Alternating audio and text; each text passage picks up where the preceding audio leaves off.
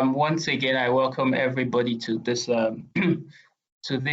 seventh lecture in our founder series. It's a founder series of the Kunle Hassan Eye Foundation Academy. My name is Adeyemi Oyewumi. Thank you so much for joining us here. The founder series is one of the offerings of the Kunle Hassan Eye Foundation Academy as part of ways of building knowledge and sharing experiences from the experience of Eye Foundation Hospital. And the lecture is about building and maintaining a sustainable eye care institution in sub-Saharan Africa. On the seventh lecture, we're focusing on strategic partnerships in eye health. Just a quick few house rules. I will walk us through the agenda, and then also our house rules that we kindly ask people to turn their videos off and keep their microphones muted as much as possible. This is to avoid distractions and to enable us to have good engagement with the speaker. I will just walk us through the agenda quickly. We will start doing the run through, the welcome. Following that, I will be introducing Dr. Harriman, the director of the Kunle Hassan Eye Foundation Academy, to introduce the speaker. And then from there, we would go to the lecture from the speaker, Dr. Kunle Hassan. And after that, we'll take questions and answers. Thank you so much for joining us once again. And without further ado, I would like to welcome Dr. Ayo Harriman to introduce the speaker. Thank you. Yes, good afternoon, everyone. Thank you very much for logging in for today's lecture. I wish to introduce to you Dr. Kunle Hassan, who is the Chief Medical Director of the Eye Foundation Group of Hospitals and the current Chairman, Board of Management of Onobisi Onabanjo University Teaching Hospital in Ogun State. Today we'll hear the seventh lecture in the series, Building and Maintaining a Sustainable Eye Care Institution in Sub-Saharan Africa. Previous lectures, sorry, where's the slide? Okay, sorry. Yes, previous lectures include Eye Foundation Hospital Group of Nigeria as a case study in which we were told to dream big and believe in your dream and be ready to make the sacrifice. The second lecture was on meeting the challenges of a startup in ophthalmology practice. So we should define a goal and the type of practice we want. In lecture 3, we were taught about building a crisis-resistant culture in an ophthalmic institution amidst a disruptive VUCA environment, which is a volatile, uncertain, challenging, I just want to make sure that I've got the meaning of VUCA, and ambiguous, volatile, uncertain, challenging, and ambiguous environment. And we found that it's not easy to stay at the top and be at the top. So we were giving survival tips for this kind of environment. Lecture 4 was on the role of core values in shaping employee behavior for organizational effectiveness.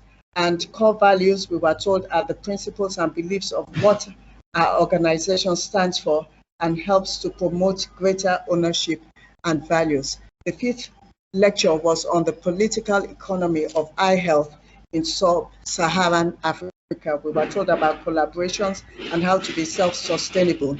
And the last lecture, which was the 6th, was on professional politics and eye care development. And we were encouraged to invest in the younger generation. Today's lecture is on strategic partnerships in eye health. And we are now ready to listen to your lecture, Dr. Hassan. Thank you very much.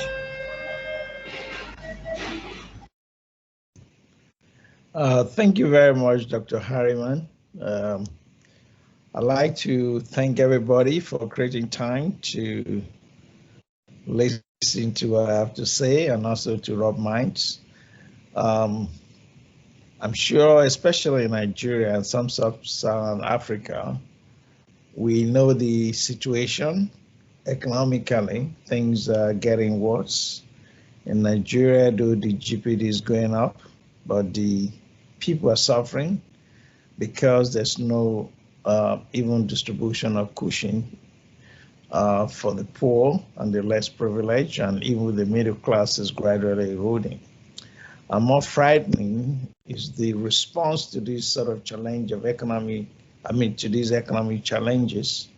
A lot of younger generations are leaving the country en masse, looking for greener pasture overseas. And most of these young guys are the skilled guys that really wants to make an impact, came back to Nigeria, and they are leaving. And the one that's been around in our profession, I'm sure we are aware of the news in the paper of the brain drain. A lot of professionals are heading for Saudi Arabia, America, Canada, Australia, and UK. Over 4,000 doctors have migrated from Nigeria to Britain within the last 4 years, and over 6,000 nurses have left within the last 6 months. So while our economic situation is condition is getting bad, the best of our brains are also migrating to where they need them. However, some of us cannot leave the country, and we have to strategize how best can we survive. There's a corporate humor that says that it is not the weight that breaks you down. It is the way you carry it. So we have a lot of our negative forces attacking us from all fronts, but how we respond to that is very important. And that's why I decided to talk about strategic partnership.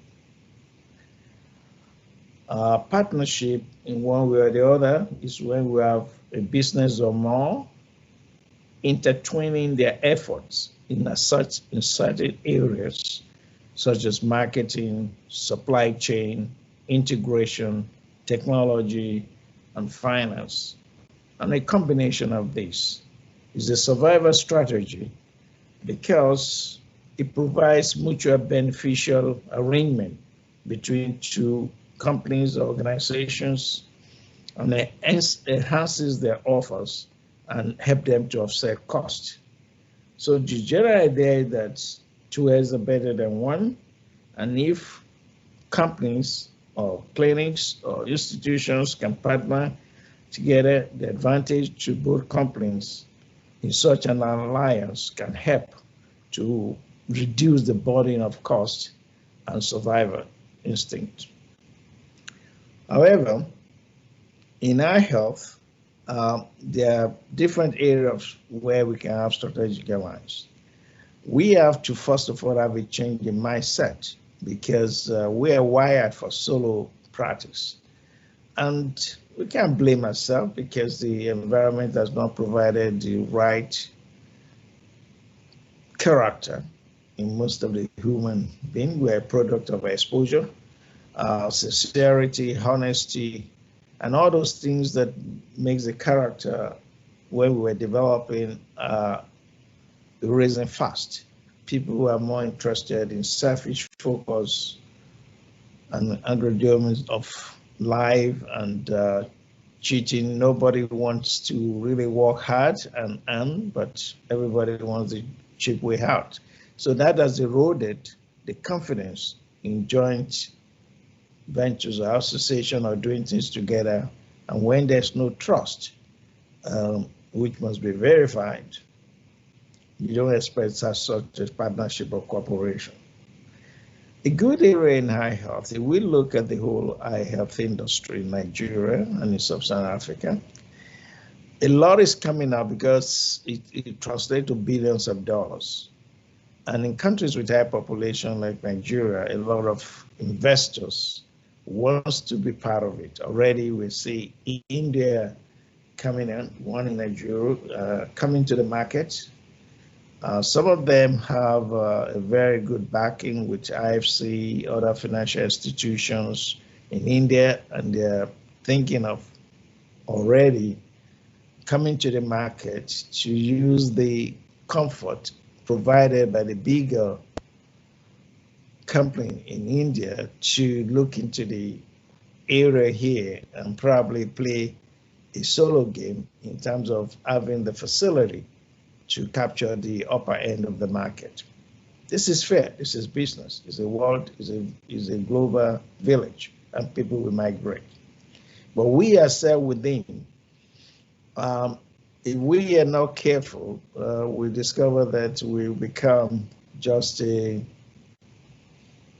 cherry pick. They just cherry pick us, and before we know, a lot of these companies will be employing us because we cannot sustain our individual clinics, and a lot of our guys will be leaving the teaching hospitals because they're not getting fulfillment or they're not getting well paid.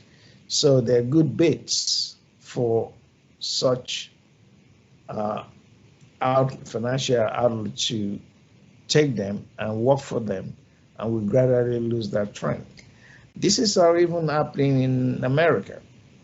The older generation, big built institutions, and the doctors were the ophthalmologists were comfortable, they were toast of their profession. But what is happening to the younger generation is that investors are buying up all those old institutions, private institutions, because the owners are retiring and they're cashing out. And once that is happening, you have the investors controlling the market. They dictate what you do and how to save costs. So invariably, you lose your vision of ability to be able to serve the rich and the poor, or the independence to achieve your goal as a physician and honoring your Hippocratic oath. So if this is happening and threatening in America, and this was discussed extensively at the last physical AO meeting, what will happen to us in Sub-Saharan Africa? So I want to focus on certain strategic ways where we can form partnership and at least protect ourselves. One is in the marketing relationship. The key in marketing relationship is the referral system and agreement, and they are probably the most basic and informal type of strategic alliance. It can be an intro marketing strategy. It's not new in Nigeria. The Indians came to Nigeria and they offered doctors 5%, 10% upfront if they refer a patient to India and all this, or inter-referral patient to some of the establishments. I know some establishments in Lagos and over the country where doctors are paid list so that they can refer, and this has affected some of the teaching hospitals that were doing well to the extent that the government are able to intervene. But this can, what is there is unethical. But within ourselves as ophthalmologists and within the eye care team, we can create an intra-referral co-management system. A system whereby in the area where you have a lot of volume, you can move them to refer them to where they can have services that you can co-manage the patients. We did this initially as a response.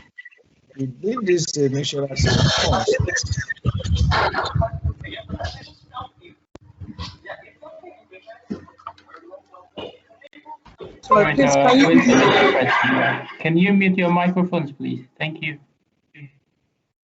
Yeah, I may have experience. We did this.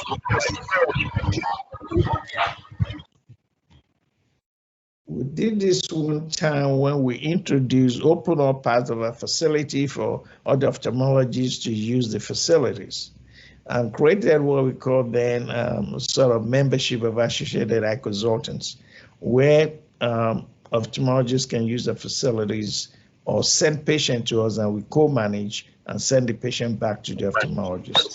If you do a good co-management and a good referral system, then it gives room for the ability to negotiate an agreement on percentage basis, because if a patient is sent to you for investigation or for a specific surgery that is not available by co-colleagues, and those patients are going to go back to them, you can co-manage the patients, and you can decide on a sort of profit sharing model whereby both institutions just only gain from referral, but also gain from co-management and compensated for it. That is legally right.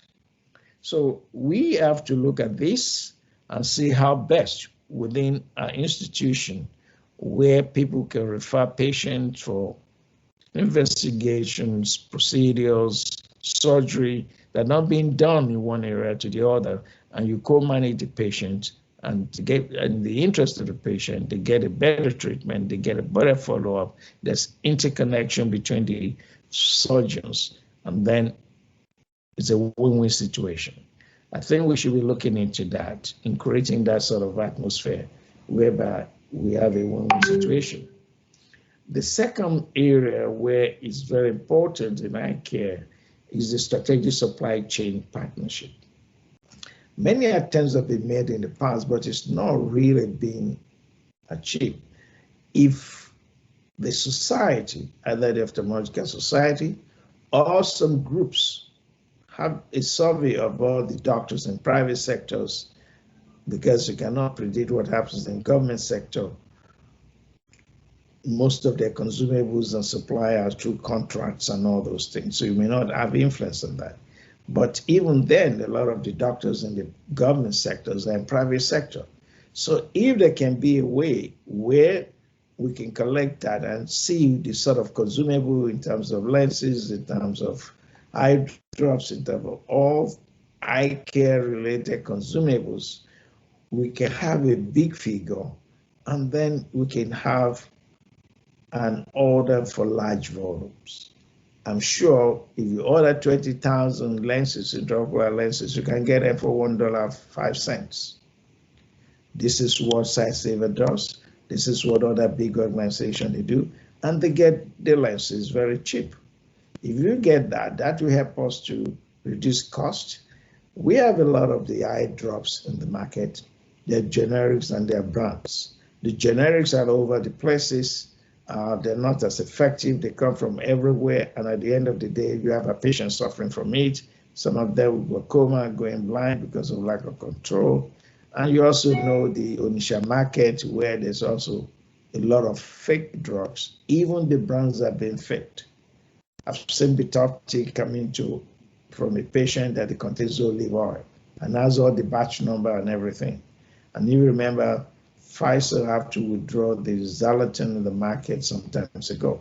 So if we have a very good supply chain management, we can get all these things cheap. We can negotiate with Asini or WW, get it full, or even negotiate directly with the manufacturers and get all these consumables in. And that will ensure it works, because we meet the customer expectation, that the quality, price can be controlled, and therefore individual organization, those the manufacturers or their intermediary and us will be able to individually profitable business. If this can be achieved, it will reduce cost and we'll be able to mitigate again the rising costs, and be able to consistently provide services for our patients across the board, from the higher level to the bottom of the pyramid. If we can achieve this, it will go a long way. But if we cannot, definitely the big guys will play us out of the market and things will get expensive. And at the end of the day, it's the Nigerians, the poor Nigerians, that will suffer. Another area that's very important in eye health is strategic integration partnership. When we look for strategic integration partnership, is whereby we work together in an integral way, sharing of services. If you look at the teaching hospitals or some of the general hospitals, they have the volume, but they don't have the facilities. And if you look at some of the private institutions, they have the facilities, but they don't have the volume. How can we take the opportunity of economy of scale, look through the bottom of pyramid upwards, and let those who have the volume, we can create a relationship, integrate our processes, whereby those poor people can be provided services at a lower rate. It's a social enterprise. We've done it in our foundation. Ijebu is a good social enterprise. DEC in Lagos is a social enterprise. That even from those areas, we are able to have large volume, lower prices, and despite that, you still make profit. So we got to create a balance so that those guys who have the money at the bottom of the pyramid can have a laser cataract surgery, they can have a phaco, they can have whatever they want.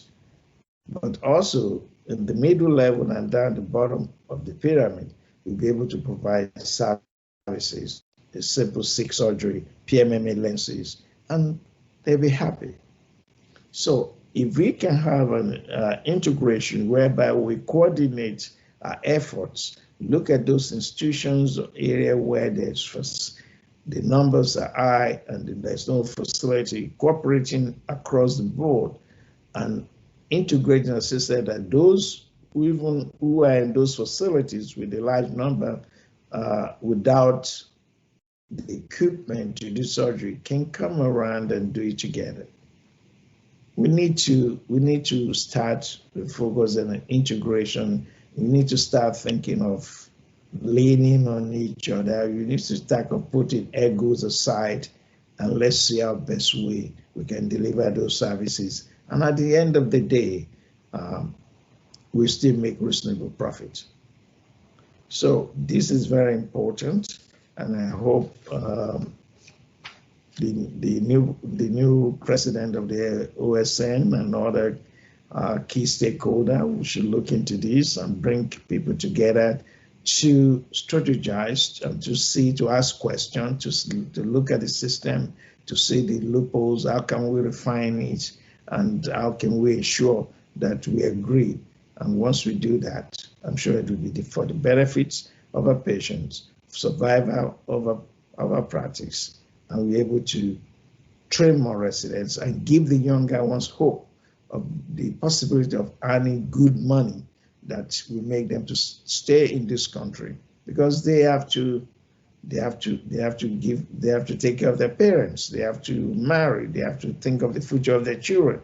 If we do not create a platform which is financially viable for them as professionals, definitely we can't blame them for leaving the shore of the country. Right. Other areas that is very important in high health is, which is going on globally, is the area of strategic technology partnership.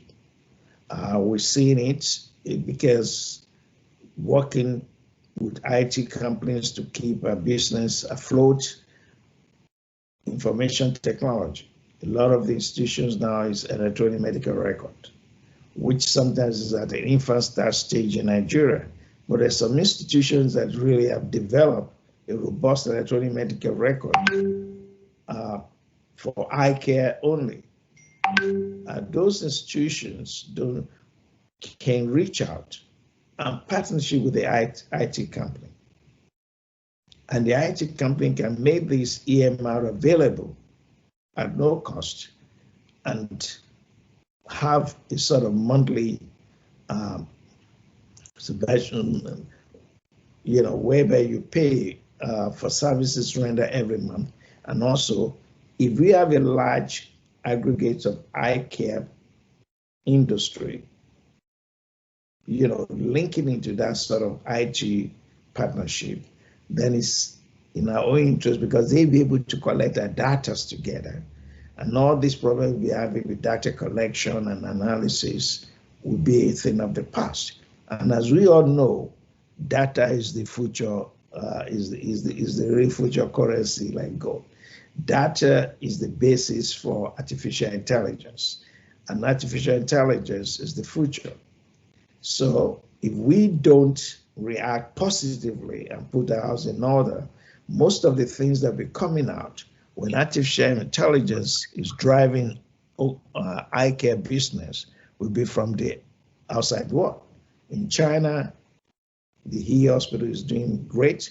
In India, Aravind have already got an agreement with Google in terms of data sharing and looking to artificial intelligence. So where the future is, where institutions will make their money, is not just the service provision, but also getting involved in artificial intelligence. And all those who are the first to get there, they're usually the one that have the maximum benefits.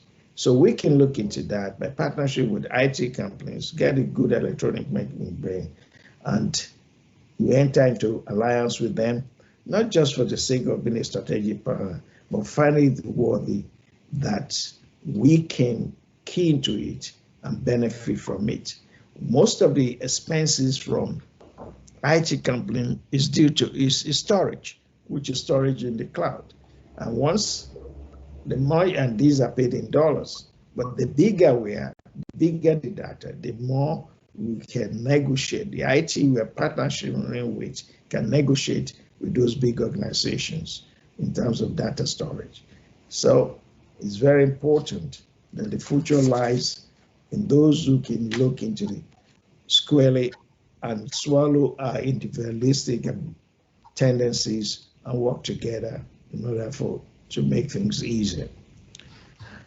Another area that's going to drive or affects the eye health is the financial area of strategic financial partnership. The dollar is Nigerian foreign exchange devaluations. There we are now getting about 400 and something, and there's a suggestion in the recent market survey, economic market survey, that these things might get to 600 to $1.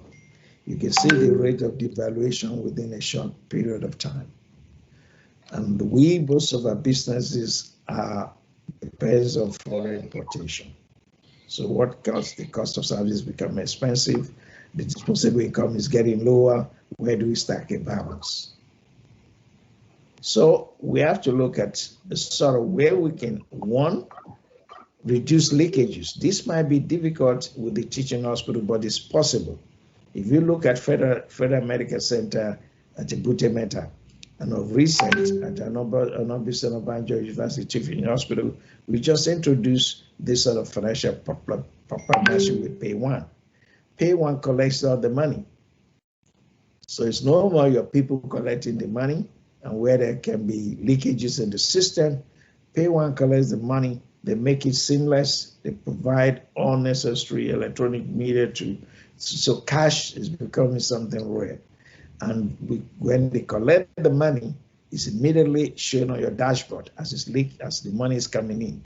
And then every day you can look at your dashboard, the name of the patient is there, the department is there, you can easily cross-check, audit with your internal audit department and look that the service you provided is being paid for.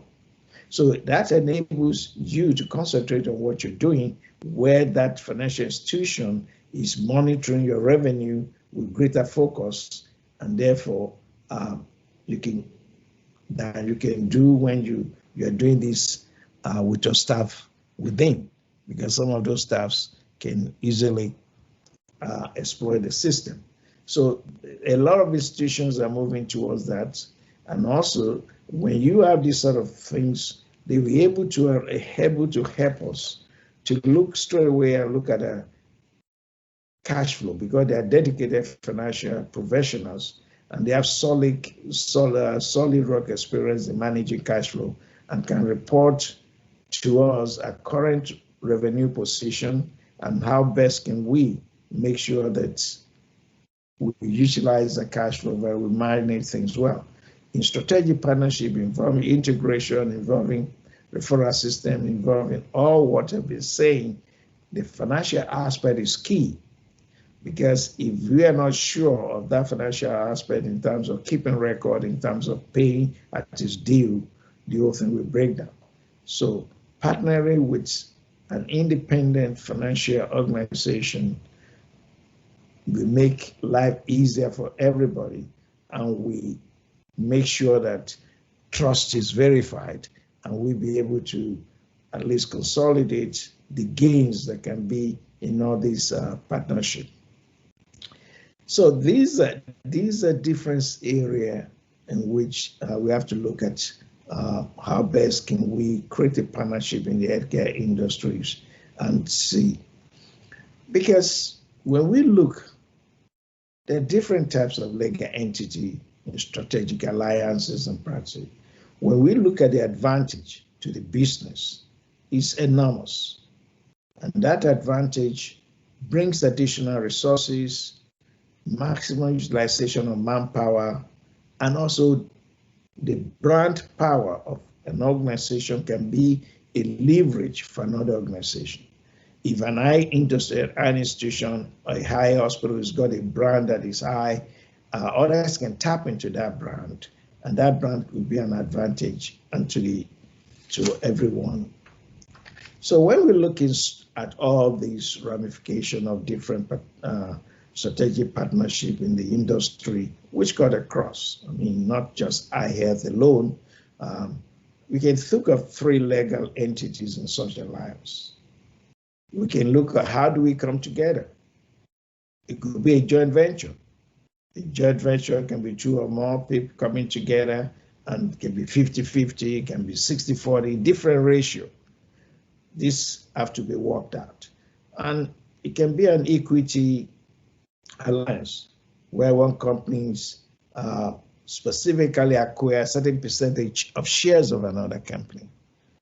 It could be, smaller groups can come together and create a network and say, okay, we want a share in this bigger company so that we know we belongs to it. The bigger companies also will be happy because it increases their sphere of influence of the organization, and we increase flow of patients and revenue, and there'll be most of the equipment, the fixed cost is the same. So there'll be increased utilization of those assets and resources to generate revenue, and that will be able to help all of us, and it'll be a win-win situation. So equity alliance is very good, and it's better for professionals and colleagues to buy into such companies than to bring venture capitalists from outside who we upscale, sell, made their profit. They're not there like some we always call them as the strippers. That it is, it's business. So if we don't position ourselves so that we can protect ourselves, even if such organization like social investors like IFC, Probaco, and some other wants to come in, they will help to stabilize the system. They don't care because they don't have the majority shareholding, but they want to be associated with the social impacts, and they want to, to know that they are part of the progress in providing a social enterprise that take care of the rich, the middle, and the poor. So if we get ourselves organized, if we run as the institute as a company, if we create a network, and if we decide to lean on a brand that is known and give credibility, we all, at the end of the day, will benefit. Or we can have a non-equity alliance, whereby we don't have to buy shares in any company. We don't have to do this. We just build a sort of contractual relationship. We look at areas, how we locate resources, how we locate assets, or other means, from one another. You look at area where an institution is weak, okay, we can say, okay, we have a contractual agreement, we provide this for you in this in place, this surgery we do, this is the profit, this is how we share the profit, and now we do everything. So we can have a non-equity agreement, but the most important is that we must let go. People tend to hold on to things. It's better to own a little bit of a viable pie than to own everything. At the end of the day, it crashes. There's no succession plans. There's nothing. And at the end of the day, and that's what happened across Africa. You hear of big institutions. The institutions that survive today are those ones that go into strategic partnership. And we should be thinking seriously of that in our health industry. So what I'm calling for is for a strategic partnership business model in the high health industry in Nigeria that will lift the feeble ones up, and the stronger ones also be part of a larger organization that continue to prosper. It's about providing partners, not only because they provide value to our organization, but also because they can benefit from the bigger organization in terms of the products, in terms of the services, and in terms of brand organization. So the brand impact is very, very, very important. I'm sure, digesting what I've been saying, I'm sure a lot will be going through the mind of our colleagues who are on. How do you put this sort of agreement together? The parties, first of all, have to have the mindset that we want to be part of this. We want to work it together. So the parties have to meet. There'll be serious sort of what service that will be provided by each partner. If a bigger organization, a higher unit desire to bring into a bigger, what that unit, what sort of service they can provide, and what service can be transferred to the bigger organization, and what is the mutual benefits. So the term of engagement and the agreement in terms of profit sharing, percentage of profit sharing, method of billing system. As I mentioned, you may have to get a professional to create, to be able to collect the revenue and make sure there's no loopholes somewhere that will generate trust in the whole system. And there should be a great reporting structure, there'll be passion in terms of contract, what you do, and partnership with an IT company that can put all these online, that most things are done online and immediately captured. We make it type-proof and more reliable. So, and you can look at the duration of the agreement. You don't have to lock yourself in all life.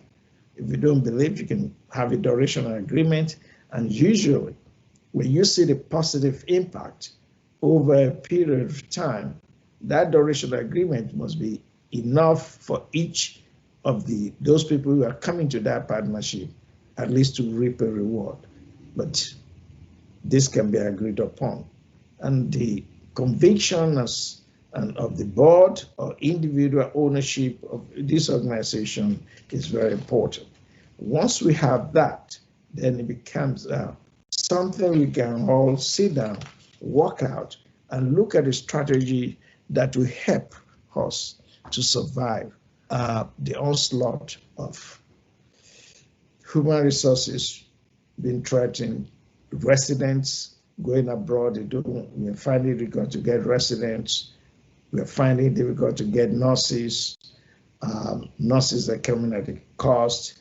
We find it difficult to trade even people that are middle-level manpower.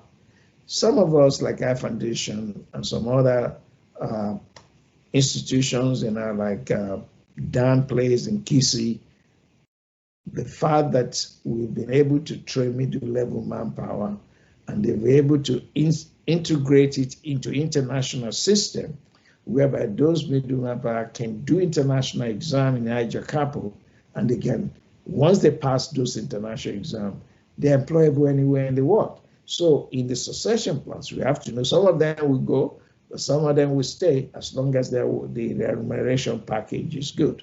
So our focus should be, how can we create wealth through this strategic partnership to secure the future of the younger generation that are coming, that they are well paid, and we too, that we are well paid.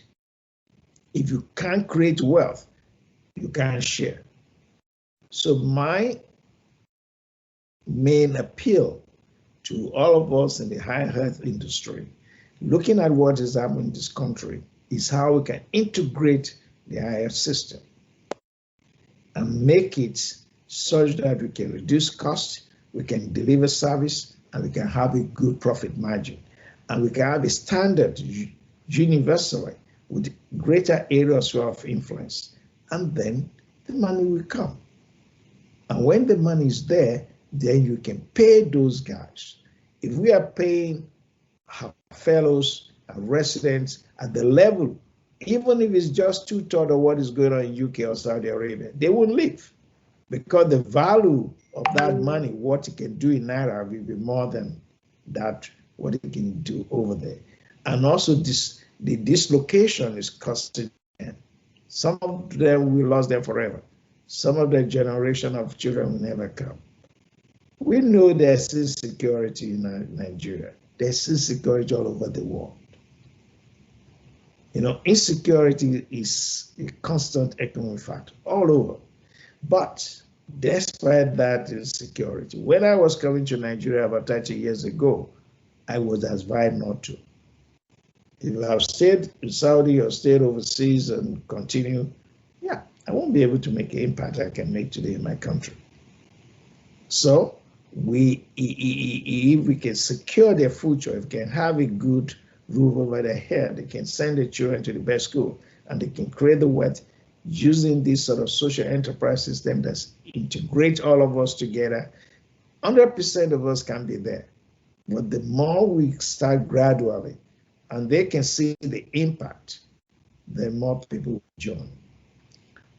Thanks very much. This is my thinking, and I hope we can stimulate ideas, can be a starting point for greater future for the eye health industry in Nigeria. Thank you. Thank you very much for this enlightening lecture on strategic partnerships. Please, if we have questions, we can either raise up our hands or post your question in the chat box. Thank you very much. I'll just quickly summarize. And we learned that strategic partnership is a business, or more. So just a minute. Okay, strategic partnerships. In strategic partnerships, there must be a change in our mindset, and there are different partnerships. There's a marketing relationship, strategic supply chain, sharing of services, information technology, partnership, which EMRs are made by IT companies, and this will help with data collection. We also learned that data is the basis for artificial intelligence, and artificial intelligence is the future. Financial partnerships are also very important. We should look into reducing leakages through these financial partnerships and have an independent financial organization to help us out with this. The advantage of this is that there will be additional resources, and there'll also be maximum utilization of manpower and an increase in our brand impact. We can also have joint ventures, equity alliance.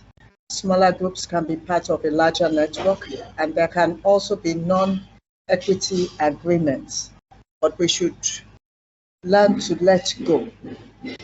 So there should be a business model that will lift up the feeble companies there and provide value for the organization. And also have a succession plan whereby we can create wealth through strategic partnerships for the future generation. So this is just a quick summary of what was said. Do we have any questions, please?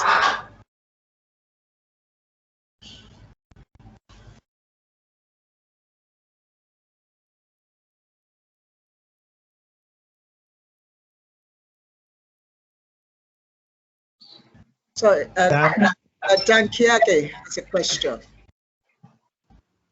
Please unmute yourself, sir. Yes, thank you. Thank you, Kunle, for the exciting talk. I mean, I often look at partnership like how to partner with universities in Europe or in the US or big NGOs, but I like the way you've expounded the partnership more than I've realized before. so that some of the things we do, we can now look at them as a way of partnering and be serious about them and structure them strategically. But one question I had that has been an issue maybe on our side is the strategic integration partnership that you talked about. I mean, I see a lot of these government institutions with a number of patients going there. They don't get good service. They don't have the right equipment, and they don't know really. I mean, of course, when they realize that they can get good service in the, on a social enterprise or a private enterprise, they can come. But sometimes they don't come because they kind of have a feeling that that's an expensive place, or maybe the government has a way of traditionally knowing that people know that these government hospitals are cheaper or something like that, but they don't get the value for even the little dollar that they pay there. I was just wondering, are there some examples of how one can work with these government hospitals, like some kind of partnership with them to, so that they can raise the level of the care there, as well as, also ensure that you serve the people well. I'm just wondering if there's some examples that has been done on how that can be done. Thank you, Dan. We've done that in our foundation. When we started, a lot of our strength, we decided to go out there. We were all over the country. We're MENA, we're in and I remember on those states, through 3 or 4 governors, we're going there continuously until we help them to train people and even encourage them to build the Millennium Eye Hospital. And when that was on, we're sending our doctors to go and do surgery there. Also collaborate with the doctors that are there. And until they got to a level, we said enough of, hands-on training, you can be on your own. Right, fine. We've had them to build up. We had them to provide better service. We supported them, but we didn't get any money for it. But the intangibles that follow that, we build a relationship, and they are comfortable to refer those cases to us. Cases that need high-level surgery, or some of the cases they know, okay, this guy's got a detachment. We cannot do it because they poor. Can we send it to you? And we just send it. And we have a way of helping them do the detachment at a low cost. In all the things, we have low-cost surgery. All the surgeries, we have low cost. And even when some of these low costs, they come around, they may not have up to what we still make sure we do it. But we've built in a system that prevents abuse, because people can say, oh, there's a low cost there, go and do this. So it's building a relationship. The doctors in those teaching hospitals or in the general hospital have to accept for both of you to integrate service together. They can refer, they know that they can pay, and they should also be able to come to your institution or bring what you can bring to that institution to train them. And the moment they too are getting values, that their standard of practice is going up, you have a convergence focus, and therefore you'll be able to achieve things. Your institution will get people who can pay from them, which you can co-manage, where you help also to help the less privileged. So we have to engage ourselves. That's what we're talking of, integration of service. It lies with us. It's not the government. The government is not going to come there and do the job. It lies on relationship between the ophthalmologists in government and private, and having a playing field to discuss and make sure that we do things together in a matured way. Do I make any sense, Dan? Yeah, I think I get it. So, I mean, initially I was thinking that we could go with a financial gain that is tangible. So maybe initially there may be no financial gain. It may be some intangibles, and then later on the relationship can be built, and and there will be gain in both ways, because ideally, as a private, we should gain, as a government, they should gain, and the patient first and foremost should gain. So I think that makes sense. We'll see more on that, how we start by seeing the gains even before we talk about the financials. Exactly. Yeah, we used to fly to Kano everywhere and do the surgeries. We get people to buy consumables and we just do it free. We took our equipment there. But when the poor are seen, the rich are flying down to our hospital. So it's got that sort of, effect whereby where you're losing, you're gaining, because they can see, the poor people can see, and the worst will go around, and definitely you can, but it's for you to build in also those doctors that are doing the surgery that are employed by government. How can you also touch their lives so that you all, have a win-win situation?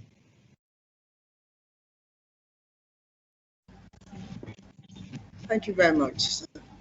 Loretta Ekechukwu has a question. Please unmute yourself. Thank you. Good afternoon, sir. Good afternoon, everyone. Thank you so much, sir. I've learned so much in these few minutes. But I just had a question to ask, regarding the marketing relationship, I wanted to ask if there are any practical suggestions or recommendations you could share. So the enlightenment, yes, it's a wow idea, but I guess some of us, I guess I'll put myself in the young generation, we may not even know who to approach or who to go to, or even how to go about it. So maybe if you could just share some practical ways from your experience, we could be better enlightened. Thank you, sir. Right. Thank you very much. As I did mention, we've been through that experiment before. What we did was to create, we called it Associated Eye Consultants Affiliates. In our own practice, all of us that are specialized, we call ourselves Associated Eye Consultants. We have our own unit as professional within the hospital. Okay, so when we decided that, okay, there are quite some of our colleagues who can use a facility both at the lower end and some at the upper end, and we asked them to join us as the Associated Eye Consultant Affiliates. So what they're joining is a consultant group, not the institution. But that enabled them to bring their patient, to refer their patient, and when they refer their patient, we send them back to them. Okay, we co-manage the patient. Because we co-manage the patient, we agreed on a percentage basis of discounting, which they are paying for the patient. We discount them. So in this way, we make it professional that we do this surgery. These are what, for you to now manage your patient when he's not there, maybe he's in Owerri, he's not there, and we maintain communications and can refer the patient back if there's a need for follow-up. In that way, we were able to have a good professional alliance. However, along the line, it was abused. And the way it was abused was that we start seeing some of our colleagues who should refer patients to a high-end level, referring them to the low level. And those patients that charge at a high rate, however, they went to the low level until a case we have somebody who's an ambassador that this happened to, and then the ambassador developed complication and then developed retinal detachment. And they have to bring it to the eye end. And the man said, if this sort of place exists before, why do you take me to there? So from other discussion, we're able to see that the colleague involved was trying to make money. So there's an abuse of the system. Along that time, we decided to gradually disengage it. I mean, there's some of the colleagues who are working in government hospital and were working with us along that sort of agreement. However, it fizzled out because there's no structure in place to be able to define what to be done, how to go about it, how do we monitor it. But now things are bigger, the infrastructures are bigger. I mean, it can be done. Partnership with professionals who will look at the financial element so that we don't have anything to do with it. It goes seamlessly through the IT system, and they get a fee. We know the patients, we know the details. Online, you can pull the record out, and if your guy is on the other day, can go on mobile phone and pull the record out, so you can communicate and know what is happening. You can identify your patient. So we're in a better position now. I'm talking about almost 20 years ago.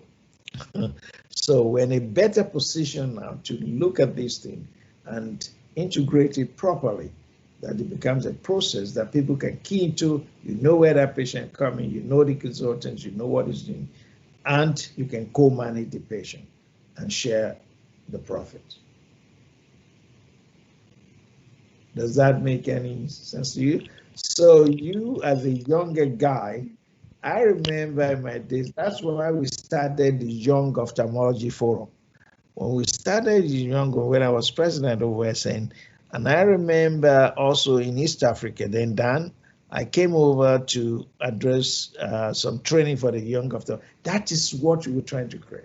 So you younger ophthalmologists, if you can get yourself together, if you can define what you need, and then you approach institution like ours and others, and you know you have a leadership, you have to undergo leadership training, you have to know if you have to scale up your ability, you scale it up, then we can help you and integrate you into part of the system. These are what we're thinking about, but you yourself have to identify what's your ambition, who are the people around you, who are the young ophthalmologists that you have the same problem. Sit down, articulate the problem. You can write to us through the academy. That's what the academy is being found for. The Kumaza Academy is to integrate all these things, help training, leadership training, everything, and then bring people together and help them, teach them and show them how they can have financial independence through helping them to tap into available resources and move on. So if you can write to Dr. Harriman, she's the director of the academy, we look at it, address it, and send you more questions, and maybe find a way to get your generation together and see what you can do within your own sphere of influence. Thank you so much, sir. Thanks a lot. Yeah. Thank you very much. Thank you very much, sir. Do we have any more questions or comments?